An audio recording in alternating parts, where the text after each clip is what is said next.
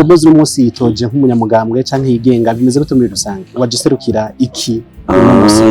je naje nk'uyigenga kuko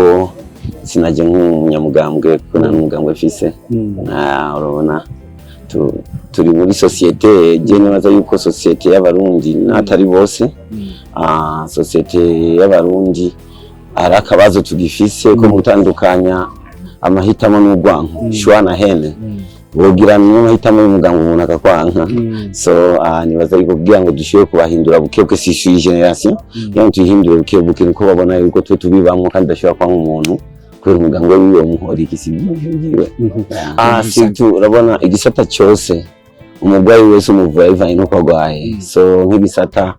cy'umuziki cyangwa ama media urabona nk'ubu turafise na karansi y'amadolari ariko uravye ukuntu zijya mbuga ziriha ku isi abajene kandi zikabarira mu madolari ariko twe Burundi nta konta dufitanye na YouTube na Meta zadi nka Facebook twari twinjiza menshi abana mu Burundi hagira ubuzi bwinshi bakaba ari bize n'amadolari akaboneka ndanifuza yuko binashobotse nzobone mu mabursa atangwa tutangwe gushyiramo n'izimpano kubera ari n'abana bakora amaradiyo neza kumva nyine yakoze ikintu impano yiwe ariko uko kandi ugasanga iyo tumuha iyo box akajya kongeza k'ubumenyi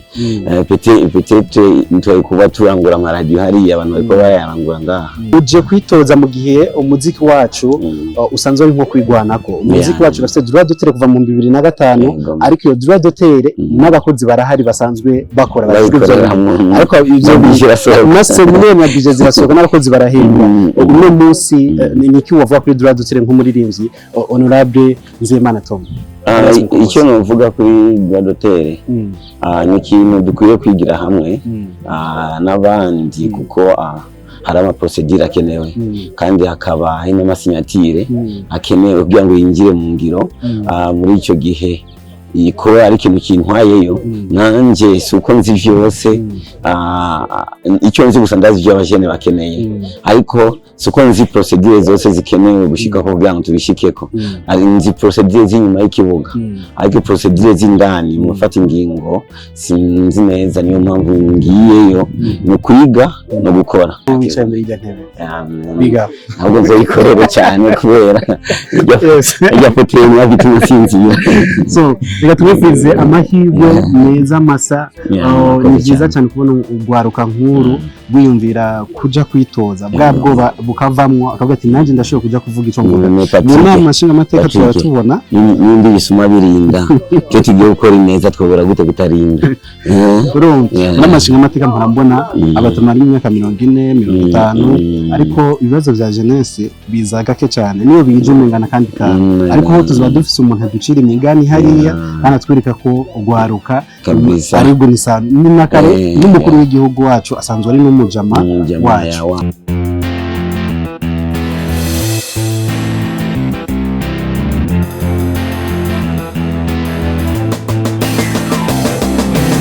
Yes, welcome to Open Mic. My name is Patrick. Turi kumwe n'umuririmbyi Mkombozi Nzeyimana Toma n'umunsi niko tumwita ariko tuma dusheko ka honorable nk'umushingamateka yambaye baje ya seni tubibaza ko turi mu bigo vya seni aho yaje kugira ngo ashobore kwitoza kwiyandikisha hama yitoze mu matora y'ibihumbi 2025 nejo bundi turakora mu kije mwire neza keza neti abantu bariyumvira ati iciyumviro cyo kwiyumvira kubura umuririmbyi ukavuga ati ndagiye kwitoza mu mashingamateka byatanguye gute byatanguye no munsi tukubona gute muri rusange icyatanguye ni juste umaze kwitahura ari uvuga uti hari nomero yanje none haje Burundi n'ikibuga sasa umwe wese n'umukinyi ariko nkabona neza mu bafata ingingo situ z'igihugu abajene duserukiwe muri amashingamateka ntabari muri amashingamateka umuntu abajene bafite n'ikize tuvuga twasanga niwe mu rugo twamubaza ibi nibi turaronka so muri icyo gihe nararavye yuko ingingo zose zifatwa mu gihugu zikora ko cyane zibe nziza jeunesse ni ko cyane ndavuga uti byiza yuko shika hariya nanje vugira indani kuko kuvugira hanze ikibuga twarabikoze ariko ni byiza ko twegera ikibuga tuvugire mu nzu ko ari givugira hanze bakona n'ubwo kubinduru ariko winjye indani akaba ari wa mutaha. Mkombozi n'umunsi yitoje nk'umunyamugambwe canke yigenga bimeze gute muri rusange wagiserukira iki? Je naje nk'uyigenga kuko sinaje nk'umunyamugambwe kuko nta mugambwe mfise. Urabona turi muri societe, je nibaza yuko societe y'abarundi n'atari bose societe y'abarundi ari akabazo tugifise ko gutandukanya amahitamo n'urwanko shwana hene bogira n'amahitamo y'umugambwe umuntu akakwanka. So nibaza yuko kugira ngo dushoboye kubahindura buke si generation yo tuyihindure buke niko babona yuko twe tubibamwe kandi dashobora kwanga umuntu kubera umugambwe wiwe muhori ikisigiwe. Imigambi mikuru ufise cyane cyane kugwaruka sindose migambi hirukiye kuri Jeunesse Sport nk'ivyo usanzwe nawe urimo harimo abasanzwe bakora ku ma social media ngabwa butagenda neza ari vya basket bitagenda neza ari vya sport bitagenda neza ni kuje nkawe kugira izo tuserukira urabona igisata cyose umugwayi wese umuvuye ivanye no kwagwaye. So nk'ibisata cy'umuziki cyangwa ama media urabona nk'ubu turafise na kahansi y'amadolari ariko uravye ukuntu zijya mbuga ziriha ku isi abajene kandi zikabarira mu madolari ariko twe mu Burundi nta konta dufitanye na YouTube na Meta zadi nka Facebook twari twinjiza menshi abana mu Burundi hagira ubuzi bwinshi bakaba bari bize n'amadolari akaboneka. Hanyuma ikindi nacyo ndanifuza yuko binashobotse nzobone mu mabursi atangwa tutangwe gushiramo n'izi impano kubera ari n'abana bakora amaradiyo neza kumva nyine yakoze ikintu impano yiwe ariko uko kandi ugasanga iyo tumuha iyo box akajya kongeza kubumenyi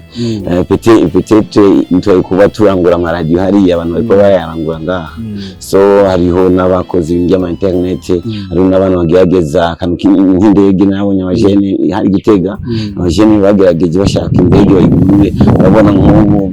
sinibaza ko dufise indege iguruka peut-être mengo ziraparkinze sinzi ko zihari byaranse barabikoze menga igihe kinini ariko byarabuze abantu babashigikira iyo baronka basi na buse tugatanga amahera bishobotse tukavuga uti reka dutange rimwe kugira ngo tuzobe imyaka myinshi twumva ko umwana uje kwitoza mu gihe umuziki wacu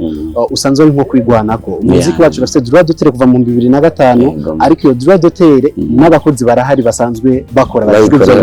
ariko ivyo naserukiye na DJ zirasohoka n'abakozi barahembwa. Uno munsi ni iki wavuga kuri droit d'auteur nk'umuririmbyi honorable Nzeyimana Tom? Icyo novuga kuri droit d'auteur ni ikintu dukwiye kwigira hamwe n'abandi kuko hari ama procedure akenewe kandi hakaba hari n'amasinyatire akenewe kugira ngo yinjire mu ngiro. Muri icyo gihe ko ari ikintu kintwayeyo nanje suko nzi vyose icyo nzi gusa ndazi ivyo abajene bakeneye ariko suko nzi procedure zose zikenewe gushika ko kugira ngo tubishikeko. Ari nzi procedure z'inyuma y'ikibuga ariko procedure z'indani mu gufata ingingo sinzi neza, niyo mpamvu ngiyeyo no kwiga no gukora. So ni namikari nyine musanzwe urimo cyangwa cooperative de musiciens ubona ko biyumba mu kazi kabo? Suko yumba peut-être nuko haraho peut-être bavomera kwibomba ntibavomera kugisima nyene gitanga amazi kadushiki hariya niho kuko urabona haranakenewe harimo byinshi cyariho n'ingendo zimwe z'abarongozi bakomeye mu gihugu.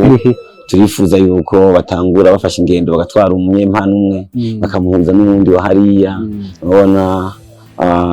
turacakeneye kandi urabona ariyo nimbona kazoza n'icubahiro y'umukuru w'igihugu asanzwe ari n'umujama n'umujama w'abajene muri abo bajene aho bavuyemo umujene umwe yitoza kugira ngo aserukire abajene mu n'amashingamateka. Nicaye nk'akantu gatoyi woshobora nko kumubwira umukuru w'igihugu muri rusange kuko binezereye cyane? Icyambere na mbere ndamushimira cyane kuko amanama akora n'abajene biraduha confidence kuko twakuze abajene batubwira ko turi Burundi bwejo ariko ugasanga bamwe bafise abana ugashyira umwana wagashyira Burundi bwajyanye bakesho kuko so icyo ariko kandi kindi nacyo kacuraba hari imbona kazoza turimo n'icyubahiro sasa yaduhaye confidence ukuntu kubona nawe kandi ubona hari ibintu by'amadeni ya paeje yande ya bije so bijya bintu birakeneye sasa umujene abibamwe abandi bajene babibone yuko umuntu washobora kumubwira bikamuhindura incabwenge irahinduka utanamubwiye ariko ikurikira iryo ncabwenge ihindurwa uyibwiye ariko hari n'uwundi nawe umubwira ntiyumva mpaka abonye uko akora hari n'uwundi nawe ukora ukamwereka ntiyumva sasa reka tujye kuri wa gatatu kubera abamanye n'icyubahiro arayimiriza abajene ariko harakeneye umujene azarabikora kugira ngo abajene sasa bige ubwonko mutama bakiri umugani bakiga n'umujene ariko arabikora so kubera uravye n'imbona kazozo biravye n'icyubahiro mukuru w'igihugu akunze kutwibutsa cyane suko ngo kandi 2060 nimba zoba ariho ariko azoba yarapassion ko benshi abarimo bazoba utafuye azoba ayapassion azoba twebwe gusa urabona yuko ni byiza ko dutangura gukina kugira amantraining hakiri kare abatama bakiriho kuko yuri hafi n'umota parfana ku motako sasa yuri hafi n'abarongozi nawe niyo mu muryango mwavu ari indege namwe muramotega kandi so nimvira ko mu gihe imbona kazoza nituzoja mu kibuga tutagiye mutenema niyo hajya winjira atapumu ofisi atamantenema ugacitanga gukubita abantu hasi ubatega kubera barushe so yifuza yuko jeunesse tubona neza yuko ari iwacu muri icyo gihe dutangurira akazi nivyo bakubaje bagati uzokwiteza ikirango cyawe muri rusange ni Rundi Boy bandanya canke haraza kuza ibindi bishasha muri rusange Rundi Boy ni abajene bose na Rundi Girl iyi company nashizemo gusa kugira ngo abajene b'abarundi yambaye impuzu yibona ko ari umujene w'Uburundi ariko ino niwo murundi nyene ko niya bose ni abajene ariko kandi n'abantu bakuru barimo kuba iyo mvuze umujene ndandiko ndavuga umwana w'umuntu ariko kandi ashobora kuba bamudepandako sadiri ababyeyi babana babo abajene nibo basumira nibo agira iki sasa usanga ari n'umupapa akaba n'umujene sasa umuntu n'umuvyeyi nawe nyine arifuza azobona umwana wiwe akujya akora bimwinjiriza kwa bizofasha umuvyeyi nawe bizofasha akazoza kiwe yavyaye so ikiganiro ni open mic iteka jambo bwira bari nyinzo muri sanzwe n'abantu bari muri 3 muri samu ko gushigikira kugira ngo bize vyorohe mu matora uko twagusize imbere tuze tukora nka jeunesse kugira ngo ushobore kutuvugira muri kiya kibanza cyo n'amashingamateka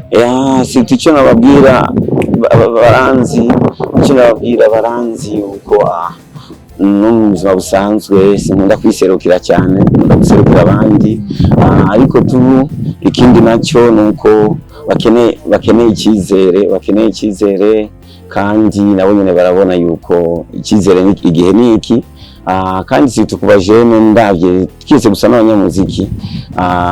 support yabo nkeneye ni nyinshi jewe nanone yafise no kuza ngaha nawe lift uca wumva yuko hariho amapropagande iki supportinge bishobotse n'ijyango ati nzosoka byuko twashaka mbire yani nanashitse mukanyuma ko n'ikinga kwiyamamaza uko biri kose urugendo rwose no gushika hajya nibona iyo dukeneye urugendo rwose rw'utangura ukeneye 5% iyindi na 5 uzosanga imbere kuko nawe uzoguha lift bicazo menya ko washitse wanyu bisaba kutambuka kugira ngo amenye kuri mu rugendo ashaka lift so natanga urugendo uwo mpari ufite wese gasarahaye kazi ndagushimiye cyane uburyo witoje nubwo atogwa cyangwa ntatogwe Miss Matubona ari Miss nyakubahwa kandi je sinzotsindwa kubera gutsindwa sinamana byimvira kubera naho ntotogwa sinzobatsinzwe kubera hatsindwa uwatoye akananirwa gukora bijyatuma gutora so je nibaza ikindi nacyo nsinzi inkuru kuri jewe nuko umujene abona yuko ndacyashusha ubu niwo mwanya wo gukorera Burundi ntanguye guhora ari imyaka maze gushikira muri stress abanzo basigaye ariko aribaza buri muri comment ati indirimbo zizobandanya mu gihe uzotorwa kubahwa ego kubera ni umuziki niyo nzira Imana yampaye yo kuvuga no kumvisha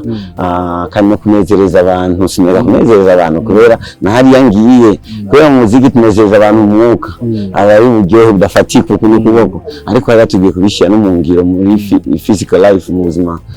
bw'umubiri so hose ahubwo ndashima Imana kandi ko nzi Imana yanzanye ngaha byose yabiteguye nishimiye n'abarundi kwenda biteze ko intsinzi kubera yazotuma ibyari mu bwonko ndabishira mu ngiro kubera urufuru ruri hose ishaka kuruhunga hari ibintu mbona yuko mfanye mu Burundi nzoba ndaguhemukiye sana aribyo nobura n'ijuru. Asante ndagushimira ndakwifuriza amahirwe masa urakoze cyane wicaye muri irya ntebe biga ntabwo nzoyikorera cyane kubera irya petero yafite intsinzi so reka tumwifurize amahirwe meza masa ni byiza cyane kubona ugwaruka nkuru gwiyumvira kuja kwitoza bwa bwoba bukavamwo akavuga ati nanjye ndashobora kuja kuvuga ico mvuga mu nama nshingamateka turatubona n'indi bisuma birinda cyo tugiye gukora imeza twobora gute gutarinda n'amashingamateka mpambona abatuma ari imyaka 40 50 ariko ibibazo vya jeunesse biza gake cyane niyo bije umengana kandi ariko ho tuzoba dufise umuntu aducira imigani hariya kandi atwereka ko ugwaruka ari gunisana n'inakare n'umukuru w'igihugu wacu asanzwe ari n'umujama wacu. Asante sana. Amen.